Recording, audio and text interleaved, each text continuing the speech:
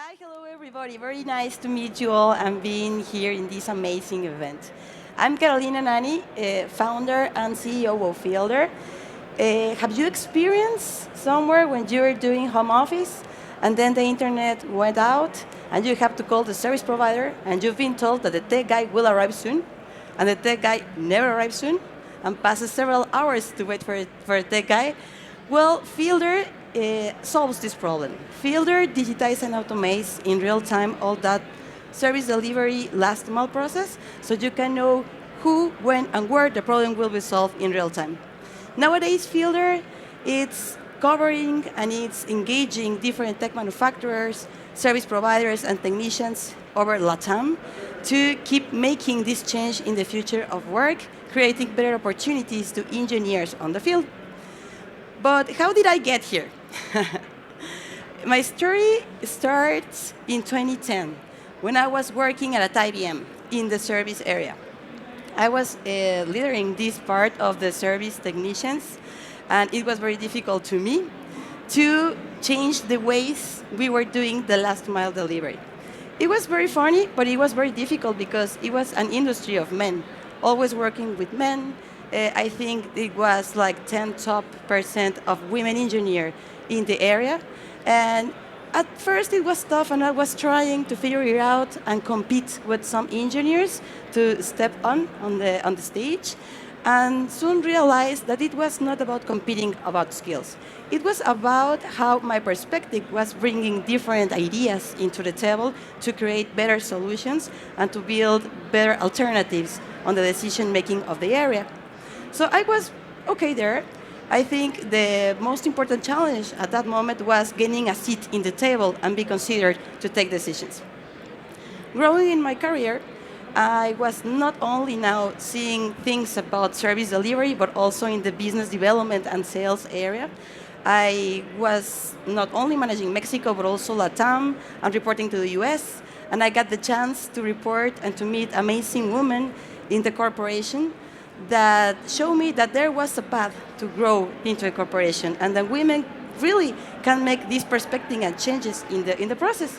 So I felt very inspired, and I was like, okay, there go for that.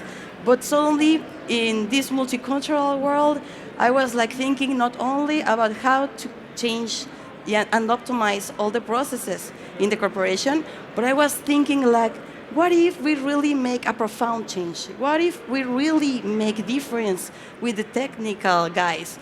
What if we professionalize them and then change the way they are paid? And they can take services from their locations and by their skills. And then I was changing all the process. And as you know, working in a corporation, it was not easy to change all the process. So I had to take this big decision of continuing in the corporation or actually make my vision happen.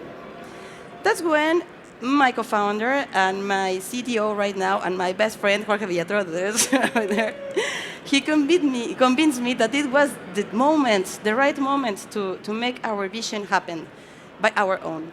So then I was very inspired and very empowered and said, okay, let's make our first startup. And it was named Smart Service Transformation Consulting. It was very inspiring. At that moment, there was not so many information as today about venture capital, fundraising, startups, trainings in Mexico. So we started building with what we had. And that was our passion, our expertise, and all of our money. It was very incredible, though. It was difficult. Nothing happened as we wished. We were expecting to have the product in 2 weeks, 1 month, and definitely that didn't happen. But with the time, we managed to have and build a best team, a great product. Some few customers, but they are very strategic customers, paying customers. We were getting fine. And then guess what? The pandemic happened. Perfect. So everything we built just didn't work anymore. It was very difficult. Our customers were trying to restructure their operations, their organization. The cash flow wasn't happening in the time we needed it.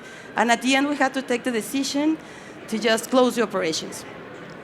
That was the most difficult moment in my life, because at that moment, I felt I failed. It was the first time I really felt I failed. Luckily, my co-founder and my family reminded me that the most important thing I have built was by myself. So I gained again my confidence, and I started all over again. I had the chance to say, maybe it's time to return to the corporates. I'm very good at like that. And suddenly I just knew it. This matter was so important. I will really change the future of work, so I choose Fielder again. And here we go again. We built Fielder for the second time in 2021. And well, with much less than the first time, but with more experience and more expertise and with more passion. Of course, there were a lot of challenges at that time. As a Latina founder, a young Latina founder, many times people often, people often underestimated me. But that only fueled me with determination to prove them wrong, that they were wrong. So I was constantly trying, helping. I learned so much things about hard work. I learned so much about resilience, about how important it is to believe in ourselves. I think that was the most important lesson, to believe in myself. And more recently, to believe in our authentic selves. I think this is our greatest asset right now and superpower. Once you understand that the most important thing are you and believe in you and that you can make things possible, I just want you to know that as founders, you can do everything you want. You make impossible things. You build things. You create things. Just like that, you are amazing. You need to know also that you're not alone. You have to know that you don't have to know everything. You don't have to have all the answers. No one knows. The only thing you have to do is to start one step at a time, and be confident that you will figure it out as the path reveals itself. You need to know that you need to build a network of support. That was very important for me. I look for mentors, for advisors, for other founders. That's how I get to enter to the AWS Impact Accelerator program, and now have founders by my side that guide me, or at least catch me in the tough times. And I think it's very important because it really matters. The people you surround, it's in fact something that will affect directly to you and your decisions. So then I figured it out, and I was like, okay, we're doing good. I still miss that part of the women engineer, and I started building this network of women focused on the installation and maintenance of IT and telco devices. And I suddenly noticed that how important was our inherent skills as women. Our management, our financial management, our multitask thing, caring for others, helping others. And suddenly it hit me, and I was like, the future is female. All the industries need these girls to figure it out and to put ideas in the table that change the perspective and really change the world. It was very inspiring. And at that time, I had the chance to hear to Carrie Green, that is an amazing founder and female entrepreneur and influencer. And she said, like, what would be possible if I condition myself to success? And it was like, she's right. This is the secret sauce for success. What is success? And then I just figured it out, and I was like, okay, first of all, we have to embrace failure. Failure is not bad. Failure is not the end. And in fact, it's a step in the path of success, and it pushes us to continue forward, moving forward, and learning lessons. That was okay. And the second part was, success is not only hard work.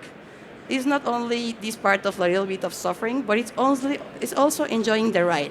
So it was, let's do that. Let's enjoy the ride. Imagine what can you achieve if you put all your energy in things that make you happy. You are actually changing yourself and the world. Another lesson learned that I think it's important is that persistence pays off. No matter, it's incredible, the bad times and the good times, but persistence pays off. Maybe Fielder had been operating for the last 3 years, but these great numbers are made by 5 years of not giving up. So never quit, because in the next corner is a new opportunity and you have to take it. And always celebrate these achievements. maybe you can see that it's a little achievement, but smaller it is, you have to celebrate because that keeps motivation in you and to keep going on and feeling more happier. I think it's very important how female founders, how women in tech, in other industries are putting over the table different perspectives, and it's important for the decision taking of other people. But also the inclusion, the diversity, all of us, our roots, our knowledge, our unique experience, how we perceive the world, bring important things to the table for other people to take decisions. So I think it's very important for us to know that everyone is important here, everyone that has to say something must be said, and that it's firmly an input very important for the innovation and progression of all the industries. So I just want you to let you know that I'm very proud that I broke some of my barriers, and I hope you also do that, and not only for ourselves, because success is not about personal success. It's about opening doors for others. So we as females have to do that. We have to open doors for others. I'm very proud and I'm very happy to open these new opportunities to fellow entrepreneurs, to fellow Latina founders, to pave the way for others, so you can have better opportunities and better resources, and the whole of us start changing the world because we can. Thank you very much for being part of my journey, and never give up. Thank you.